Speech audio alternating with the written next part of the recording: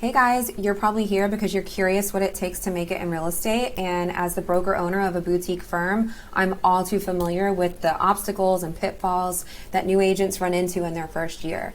The stats show that 1 out of every 5 real estate agents make it after their first year. That means 4 out of 5 agents aren't making it. So let me get right into 30 reasons why I see that real estate agents don't succeed in their first year. Number 1 is they have no idea what they're getting into. Everybody's comparing what they see on social media and TV to what it really is, and there's really no comparison. Social media is nothing but a highlight reel, and it doesn't show all the hard work that goes on behind the scenes, and TV is scripted and 95% of it is fake. So just know before you get into this, you need to talk to people that are being real with you and authentic and actually telling you what really goes into this, and it is not easy. Especially in the first few years, you are eating shit for the first few years while you get your career going. And that's not just in real estate, that's in anything. So if you aren't willing to put the work in at the beginning with real estate to get your career off the ground, you're not going to be successful in probably anything, right? So number 2, you need at least 6 months of living expenses and savings, if not more, when you start, okay? So number 1, you need to pay to live while you're trying to get your license, and hopefully if you can keep your costs down, that helps. But you have to pay to get your classes, your license. There's a lot of other upfront fees. When you first pass your test, you have to pay to join the MLS. You're probably gonna have to pay to join your brokerage. Then on an ongoing basis, monthly, you have to come out of pocket to pay your broker and get all your marketing materials and anything else that you need. So make sure that you have substantial money in the bank when you get started in this. Number 3, when you get into real estate, you're really not getting into real estate, you're getting into a lead generation business, because I don't care what your broker promises you or any other company that reaches out to you and promises you leads. At the end of the day, you're responsible for feeding yourself. You're responsible for generating your own leads, and if you don't know how to do that, you will not make it in this business. I don't care who you are. Number 4, the people that do not treat this as a real job, they don't stay afloat. You have to treat this as a real job. Most people get into real estate. One of the most common things I hear is, I want a flexible schedule. Yes, you can manipulate the schedule, but it's not going to be flexible. The person that's flexible is you, okay? You have to show up when the client wants you there. You have to be available when they want to see homes. If someone wants to put an offer on a house, or you're negotiating deals against an option fee deadline, that could fall any night, any day of the week, on a holiday, it doesn't matter. And if that's when it's happening, you have to work. The other thing is, you have to set hours, and you have to attack this as a real job, just like with anything else. So if you get up every day and you're not putting in the hours every single day, real quick, a month will go by, 2 months, 3 months, and all of a sudden you'll realize you don't have a deal in sight, and it's already been 3 months, and you don't have 6 months to wait for another one, and there, you've already blown your career. Number 5, you have to carve out a niche or an area of specialization in this business. Now, when you first start, you're probably going to take a bunch of leases, or you're pretty much going to work anything you can get your hands on, and that's understandable. But you need to have your eye on the horizon, because you need to be aware of where you want to go with this business. There are so many different areas of real estate, and there are so many different niches and areas of specialization. And if you can dial in and find one that is going to be your baby, that you're going to be known for, that is one of the best pieces of advice that I can give to a new agent. And you can start from the beginning. You just need a good coach or mentor, somebody that you can talk to that can guide you on how to do it. But you need to start kind of feeling your way in that direction, knowing that you want to become an expert working with VAs or first-time home buyers or luxury homes, or homes on, waterfront homes in a certain area, whatever it is, but you need to be working on that always. Another reason why agents don't succeed is they don't brand themselves strategically and with intention. So with our business, yes, the aesthetic of our business and the branding, I'm real picky about that. I like everybody to follow branding guidelines, but at the same time, you guys need to brand yourself. You need to create the aesthetic for your social media profile and your feeds.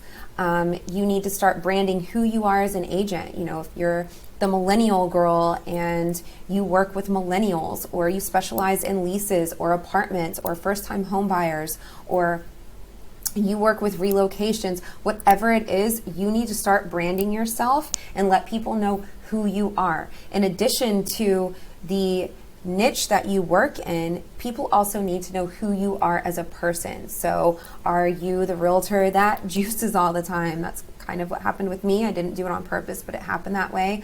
Or are you the realtor that drives race cars? Or are you the realtor that also does design and knows how to do staging? There's just a million different things that you can do, but make sure you're branding yourself, because your brokerage could inevitably change. And when the brokerage changes, you don't want to be tied just to that brokerage. You want to make sure that you yourself as a solo agent and with your branding, that you can stand alone. And that's how you're going to stand the test of time. Number 7, poor self-management and poor time management skills. Oh my goodness. I see this all the time. If you cannot figure out how to manage yourself and your time, you're not going to make it.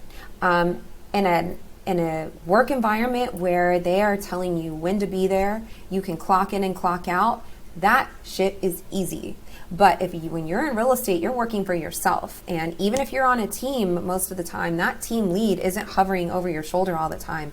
You have to learn how to manage your time efficiently and well enough that you're also paying attention to your professional life in addition to your personal life. Number 8. So many agents are lacking marketing dollars. I know I was when I first started. I borrowed just enough money to take my classes from my mom when I got my license, and I had nothing after that. I had no idea what I was getting into. So this is one of the reasons a lot of people get on a team when they first start, because they don't have the money to blow up their marketing on their own. So you can ride another agent's coattails for a while until you can supplement your bank account and set some money aside to do it on your own. This is also why it's nice if you are with a brokerage that has a really good brand aesthetic and something that you identify with, so you can push out your brokerage's branding and that will supplement your branding. But there's a million different ways that you need to market yourself, whether it's getting creative with marketing and ads, and whether it's online or putting a billboard, whatever it is you want to do, but you need money to do it. So that's one of the things that it's good to have that money set aside at the beginning. Lack of training and coaching. This is a big one. It's one of the reasons I built my brokerage, and we have so much of this stuff in place, and I'm real big on training and education. When you first get your license, you have absolutely no idea what you do not know. And you don't realize it until you're in a situation where it slaps you in the face and you're blindsided. So you need to be trained. You need some type of coaching. I'm not talking about the coaching, that you see all over social media right now, but you need something as a North Star for you in your business. So whenever you're going on day to day and you don't have someone telling you what to do and you don't really have a set schedule, you've got to have somebody that keeps pulling you back onto your path and helping you get recalibrated. Number 10, lack of systems and processes. This is so huge. This is another reason why I started the brokerage.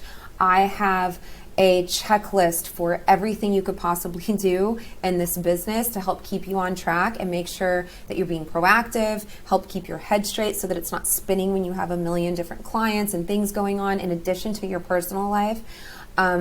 So you need these systems and processes in place so that, number one, you can efficiently run your business, that you can satisfy your clients and take good care of them so that you're keeping your deal straight and that you're getting referrals. And then in addition to that, you ultimately want to scale your business. Even if you just hire an assistant, and you've got to get to where you can scale your business and not just be a lone ranger running like a chicken with your head cut off, taking care of all these clients. And in order to do that, you need systems and processes. It takes time to develop those, and it takes experience to develop those. So if you can absorb those or inherit those from a mentor or a coach or your broker, that is going to allow you to hit the ground running.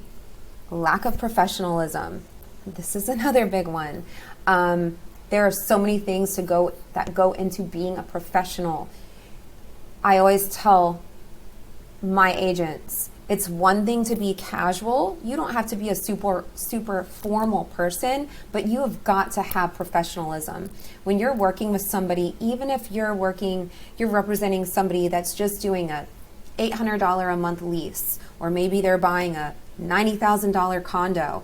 People think that you need a luxury client to worry about being professional, and that's not the case. It doesn't matter what someone's price point is, what their income level is. None of that matters. You need to be a professional in more ways than one. And a lot of that is just grooming and learning what those traits are.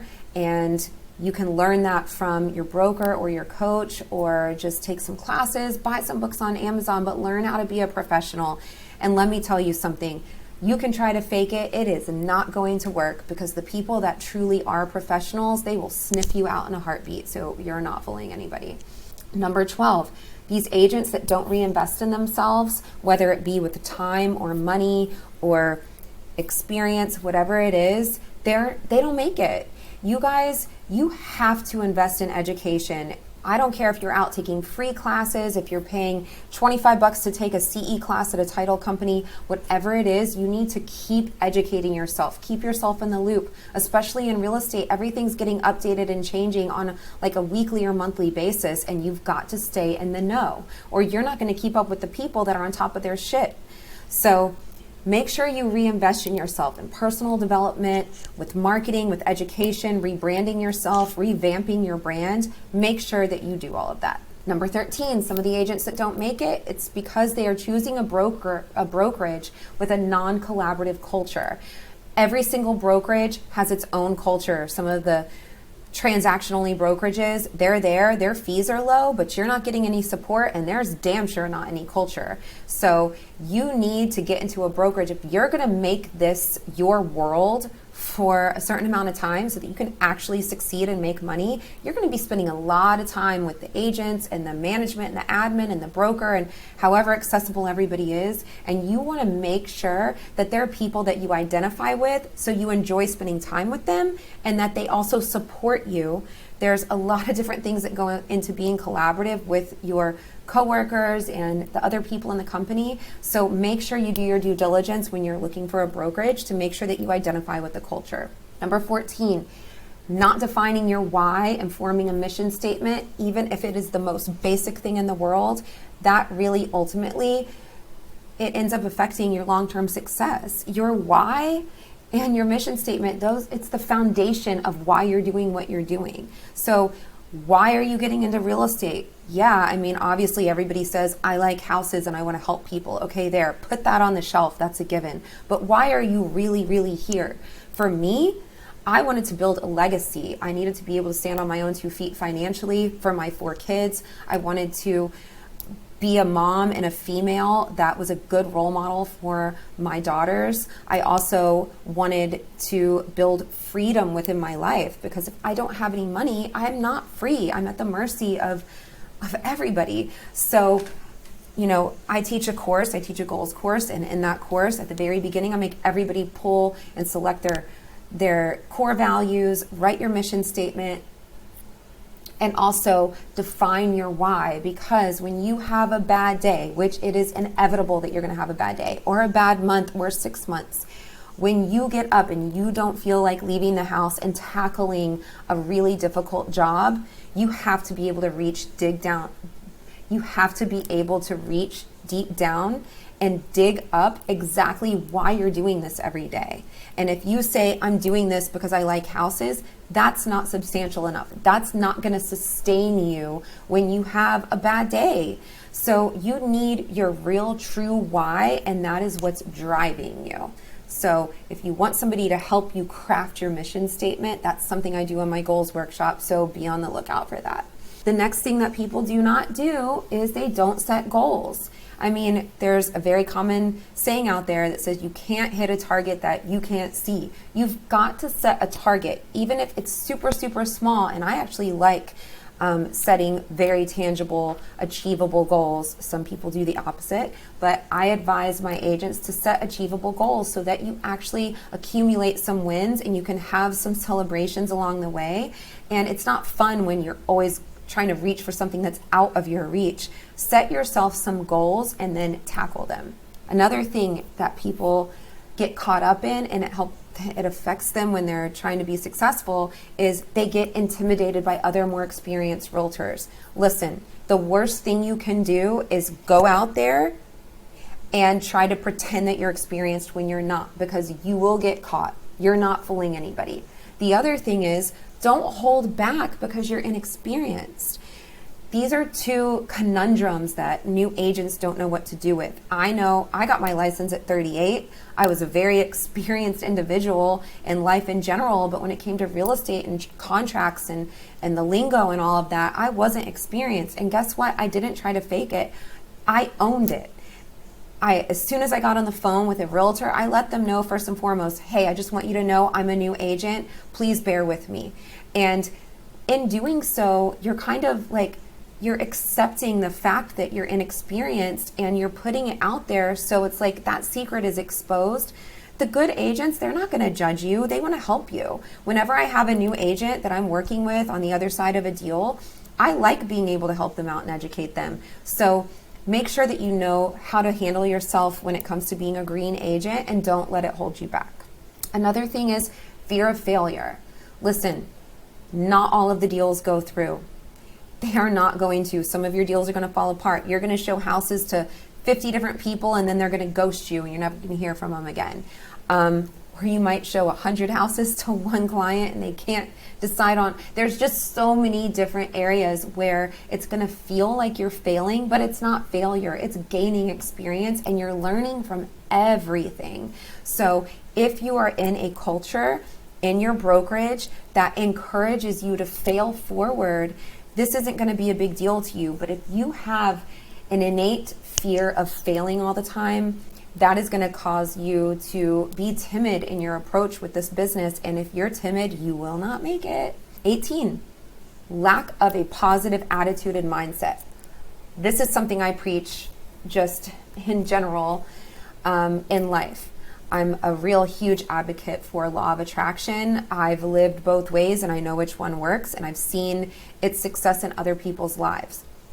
You have got to have a positive outlook when you get into this business, because it's not easy and the deals don't fall from the sky, but you just have to get up every day and know, hey, this is the day that I'm going to make a connection that will ultimately lead me to a deal, or this is the day that I'm going to get a deal, or this is what I'm going to do today to make me happy, enjoy my life. And when you're out there doing that, you end up crossing paths and things happen. So I preach this constantly in our office and in our trainings and workshops, and just having a positive attitude and mindset will set someone up for success.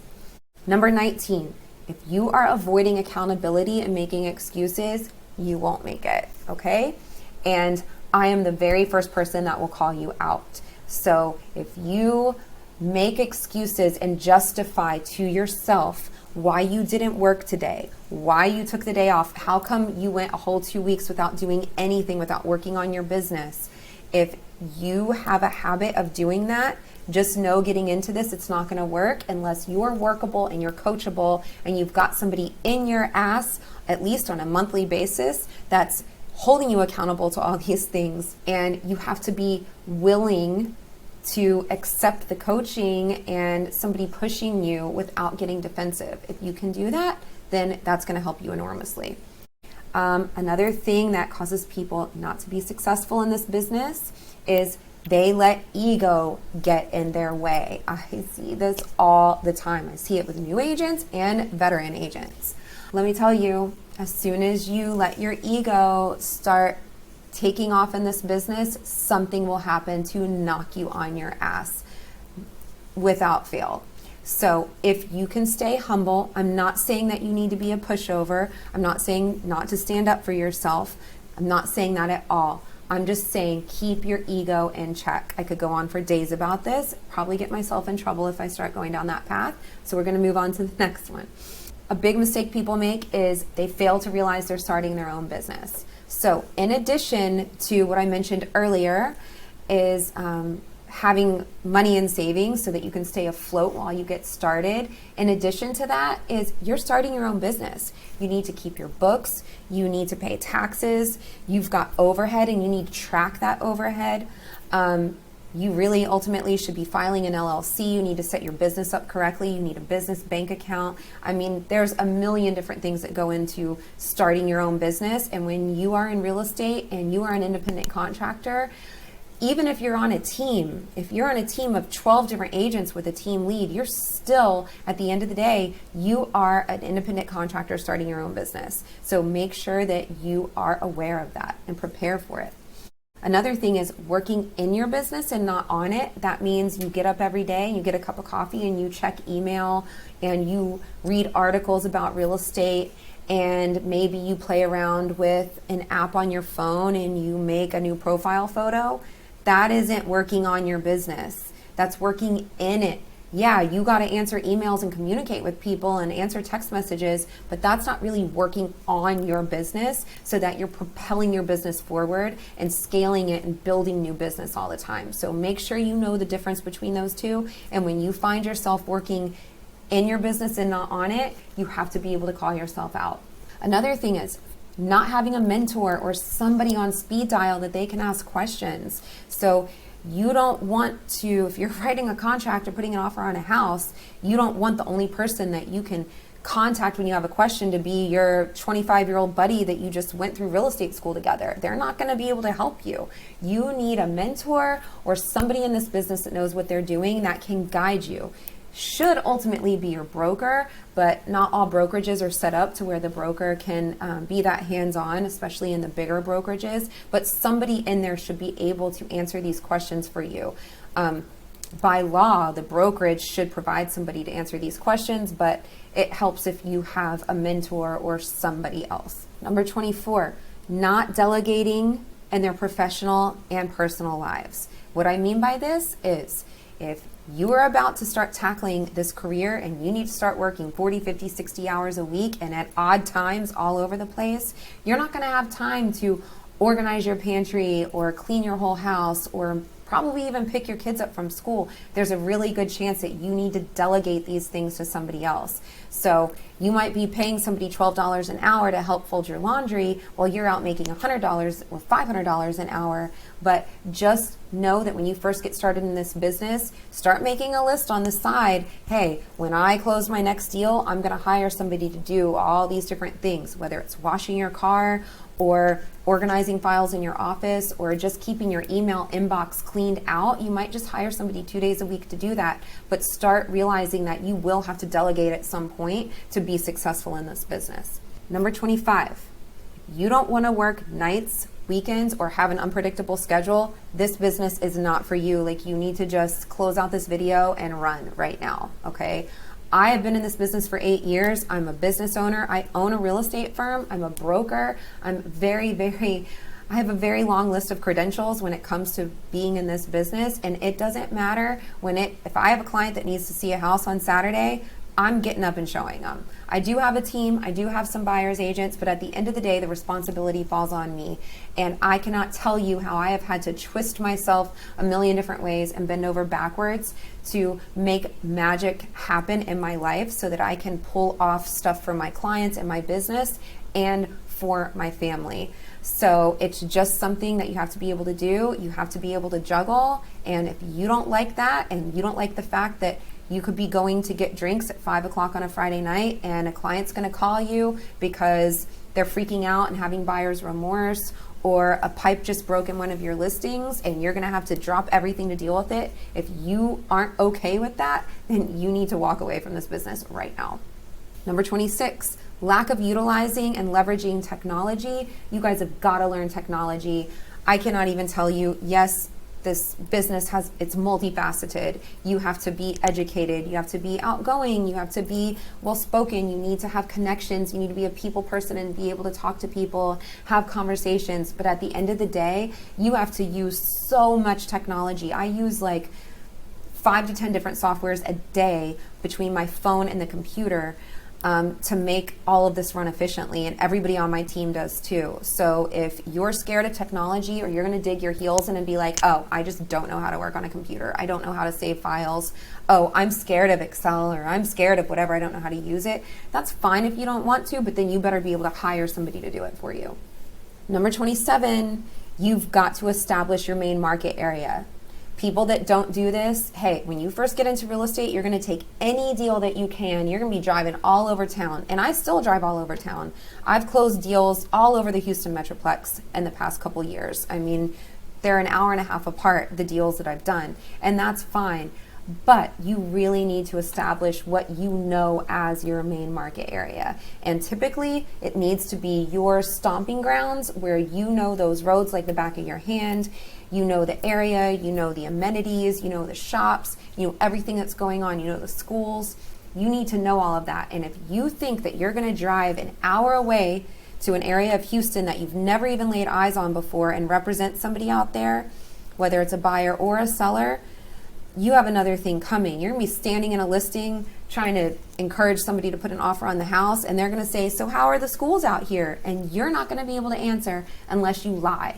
So don't go down that path. Don't start having to be somebody you're not to try to make things happen. It never ends well. Just establish a market area, and then if you decide you want to become an expert in a different market area, that's fine, but you need to do your due diligence when you start going down that path. Number 28, if you spend your working hours going to lunches and events with other people in this industry, you will see your career go downhill so fast.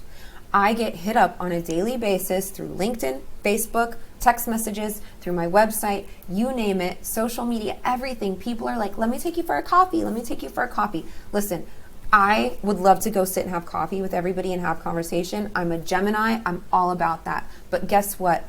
If I spent even just one day a week going and having coffee with somebody that's already in real estate, do you understand that I'm wasting 20% of my work week going and talking with somebody at Starbucks that I'm not going to get a deal out of them? So when title agents and lenders and inspectors and all these different people start hitting you up when you first get your license, and they're like, let's go to lunch, let's go get a coffee, and you go and you convince yourself that you're working, or you tell people you're working, I'm the first person that's going to tell you, you're not working. That's not working. Working isn't going to lunch with a title agent. Because guess what? Is the title agent going to send you business? Are they going to send you clients? No.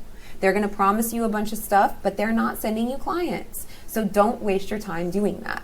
Number 29, don't focus on the cost of doing business. Focus on what you're making. So I made this mistake when I first got into real estate. I was so worried about what I was paying my broker and how much the broker was getting of my split. I mean, yeah, you want to be aware of that. But if you're spending a couple $100 a month on desk fees, quit worrying about that. If you're selling enough and you're making enough money, $200 or $300 a month on desk fees is not anything. That's nothing. So stop focusing on what's going out. Yes, be responsible about your overhead and be aware of your bank account, but that's not what I'm talking about. Quit being hyper-focused on the money that you're paying for leads or to your brokerage or on marketing, because if you're doing it right and it's getting you an ROI, if you're making enough money, none of that stuff is going to matter. So focus on making the money instead of focusing on what's going out all the time. And the last thing, number 30, I think this is the number one most important thing of all the stuff I just talked about in this video, is the agents that don't succeed are always comparing themselves to established agents. Please don't do this. You are doing yourself such a disservice. You shouldn't be doing this anywhere in your life. You have no idea what somebody has done to get where they are. You don't know where they came from. You don't know their story. You don't know if what you are seeing is even the truth. You might be seeing an agent that looks super uber successful on social media, and at the end of the day, they're not even making anything. They're not even producing anything and even getting a paycheck. So I am guilty of this myself sometimes. Even now, I think it's so difficult when we've got the internet and social media, and so many different people's lives are shoved in our faces all the time. it's almost impossible not to do this, but do not compare yourself to another agent, okay? If you are one of my agents and you're coming in for your monthly one-on-one with me, we are going to bring this up almost every single time because I want to make sure that you're not doing it. You need to put blinders on and you need to have tunnel vision. You can look at what other agents are doing for inspiration and for ideas. Absolutely. I'm friends with so many different agents in this city and even some in other cities, and I love it. We get together, we brainstorm, we mastermind, we do all these things, and I love it, but I don't ever compare myself to them because you're doing what you can right now at this point in your life.